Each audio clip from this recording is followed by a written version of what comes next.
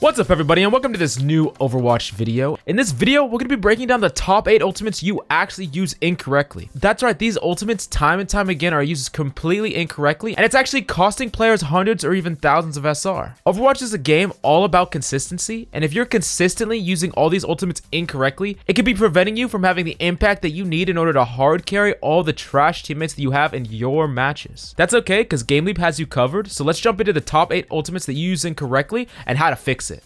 Now, kicking it off with the first ultimate on our list is actually McCree's High Noon. Now, McCree's High Noon is a very impactful ultimate, capable of getting tons of team wipes and has insanely high potential. The problem with High Noon in general is it actually exposes McCree immensely. More often than not, instead of getting that huge 6-man ultimate, you end up just getting picked off, dying, and honestly throwing the fight for your team. High Noon's an ultimate that time and time again, players of all ranks use incorrectly, and if you don't fix these fundamental errors, you're not going to be getting the impact on McCree needed for you to gain SR and climb to the next rank. Now, the number one biggest mistake that McCree players make time and time again is getting greedy. Often with High Noon, you activate it and you see an opportunity to get 1, maybe 2 kills. Instead of confirming those kills, you hold it trying to get that massive 6-man. While that 6-man does feel fantastic, more often than not, it gives the enemy that little second they need to secure that headshot, hook you, sleep you, or ultimately shut you down. On top of that, giving enemies sometimes that little second of leeway can easily allow them to move out of your line of sight, making it so you don't get any value at all. Now with High Noon, if you just secure those 1 and 2 kills, then you as McCree can go into the enemy team, try to secure another kill with your flashbang, and win the team fight convincingly for your team. What you really need to learn on McCree is evaluating risk versus reward. How risky is it for you to hold that High Noon for any longer than you already are? Something else that McCrees have a hard time doing is simply canceling their ultimate and walking away. If you try to High Noon and you understand that you're not going to be able to get any value, don't hold it. Cancel it and simply go back to your team or try to get peel. McCrees are almost stubborn to the fact that they need to get value and they're unable to simply walk away from a failed High Noon. It doesn't take very long for you to understand whether or not you're going to get any value at all at a High Noon. So if you're not going to get any value, cancel your ult and walk away.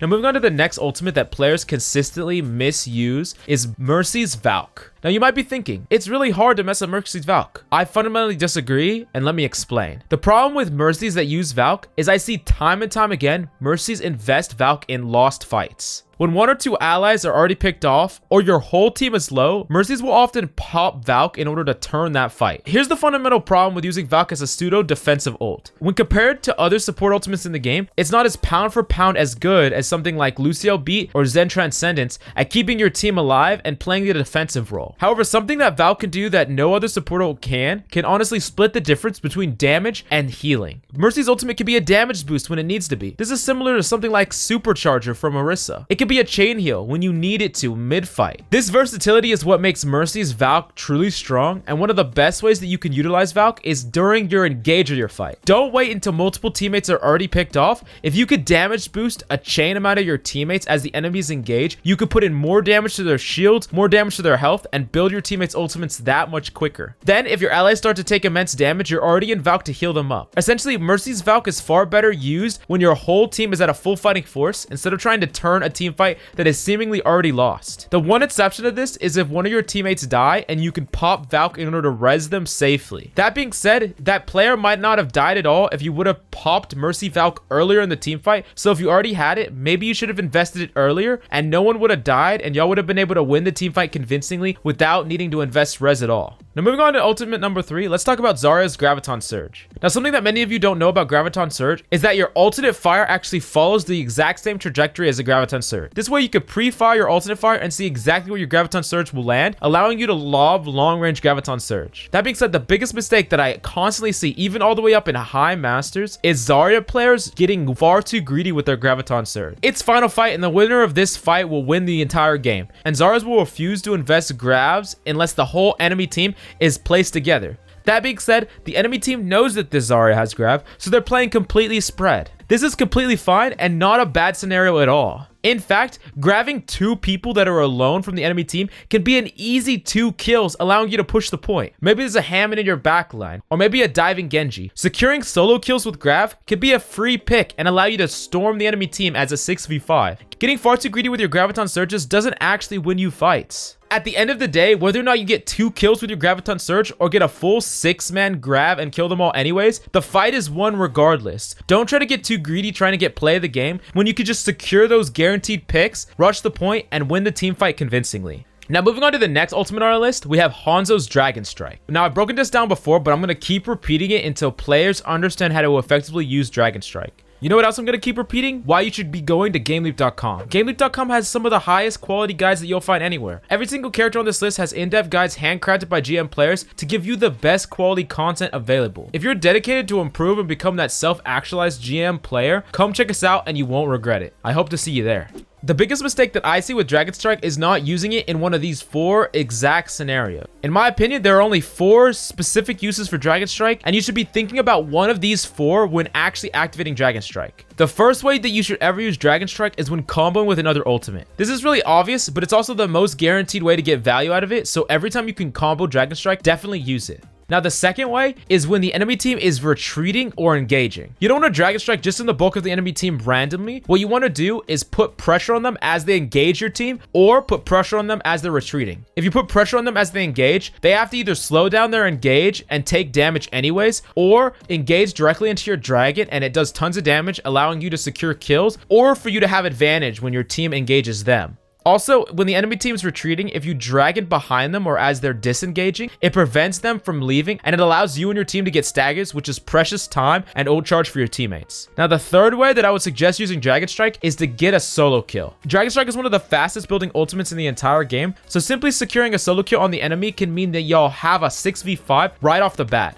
Don't feel like Dragon Strike is worth more than simply a solo kill, because getting a consistent solo kill every time you use Dragon Strike can allow you to win tons of team fights. Hanzo in particular can get a pick just with his primary fire, so securing a kill with your Dragon Strike and then getting a pick with your primary fire plus Storm Arrow can allow you to win a fight super easily. Now, the last and final scenario that you should use Dragon Strike in is to make space. This one is a really rare situation, but I still need to mention it here. If you don't have a main tank to create space for you on a cart and you need to contest a cart last moment, if you do not have time for you to wait for your main tank to come back and regroup with you, you can use your Dragon Strike to create space. In this way, the enemy team have to move away from the objective and pull back, giving you, your other DPS, and your supports ability to push up onto the objective. Dragon Strike can replicate a pseudo main tank creating that space, so definitely keep this in mind for a pinch. Now, if you use Dragon Strike in any way besides these 4, honestly, you're probably using it incorrectly. Really try to think about one of these 4 ways to use Dragon Strike every single time, and I'm sure you'll get much more value out of them on average. Now, moving on to the next ultimate on our list, we have Baptiste Amplification Matrix. Now, Baptiste is incredibly strong right now, and smart Amplification Matrix usage can definitely win you tons of team fights with Amplification Matrix alone. The biggest mistake that I see with Amplification Matrix is 1, putting it far too forward so no one can utilize it, or 2, pushing it far too back so the enemy team can kite away from it. If the enemy team sees your Amplification Matrix, they'll often simply try to disengage. You want to make sure that the value that you generate from Amplification Matrix is enough so that even if they disengage, they've already lost the team fight due to some of them getting picked off. An important aspect of Amplification Matrix is you should definitely call to your team that you're about to use it so that they can all follow up. Your team simply spamming through at the enemy shield can break them instantly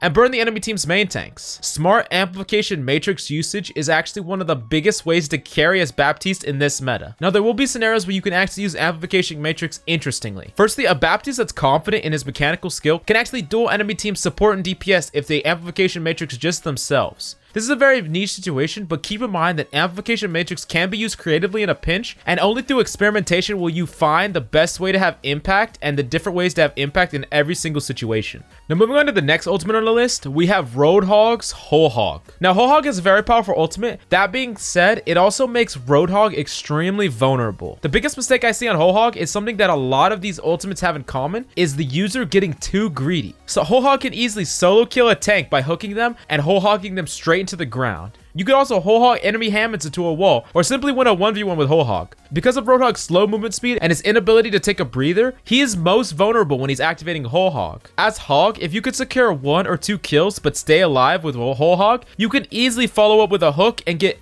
pick after pick. Your life is not worth trading, so definitely don't try to get too greedy. Also, when using Whole Hog, don't forget that you can play in and out of natural cover. You don't have to completely expose yourself to the whole enemy team. Exposing yourself can allow you to get headshot, naded, slept, you name it. Essentially what I'm saying is, after you got the initial value out of Whole Hog, don't be afraid to just go behind cover and let the Whole Hog end so you could take a breather, reset, and try to get more value without exposing yourself too much. Now moving on to the second to last ultimate on the list, we have Ashe's Bob. Now Bob is a really unique ultimate and it can actually do a lot of interesting things that other ultimates can't. For one, it can actually cap or contest objectives and is treated in the same way that any player is. That being said, more often than not, Bob players get little to no value out of Bob for these big reasons. Firstly, I see Ashe players throwing Bob right into the bulk of the enemy team. If the enemy team have full health and shields, they can easily shield off the Bob and focus it down, or something like an Ana has a sleep dart, they could sleep it, or a Hog can easily hook it off the map. That being said, unless you're trying to contest a point, throwing Bob in the mid fight can be the best way when the enemy is low on resources, low on abilities, and low on shield health. That way, you and your team can follow up with the Bob, and Bob can actually be a 7th member of the team, rather than fighting the enemy team 1v6.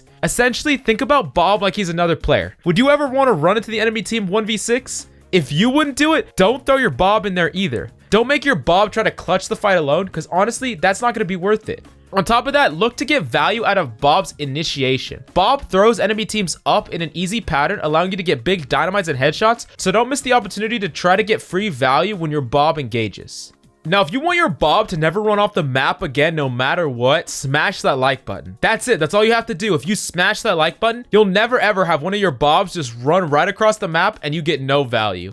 Now, the final ultimate that you consistently misuse over and over again is Ham and Mine. Now, there's a few things about Ham and Mines that you need to understand. Now, firstly, there's a slight delay when activating it. This is why after you activate mines above the enemy, you want to slam them down. So while your mines are activating, they're in a CC'd position so that your mines can actually initiate and explode. If you simply try to roll through the enemy team and activate mines right on top of them, often they'll be able to get out of its range before the mines become active. The second big thing that you need to understand is that mines will stick to surfaces. Mines will stick to the first surface that they touch, so if you ult really high next to a ceiling, often a lot of your mines will actually get stuck to the ceiling and will not fall to the ground. Keep this in mind when trying to mine in close corridors, because sometimes your mines will get stuck to the ceiling and honestly get no one in its path. Now, one of the best uses of mines is actually using mines to contest hot zone. What you do here is you place mines in a way where the enemy team has to actually run into the mines in order to contest the objective. This way, whether the enemy team is retreating to the point or forced to touch it, they have to run through your mines and take tons of damage, and it will waste their time and precious resources. Keep in mind that Hammonds can actually boop enemies into mines, so trying to set that up is definitely a way to get more value as well. Now, for those of you who made it to the end of this video, I know how desperately you want to improve at Overwatch. I know I said it time and time again, but if you really want to improve, come check out GameLeap.com. I know I told you again and again, but for those of you who are frustrated with trying to improve, come check us out and you won't regret it.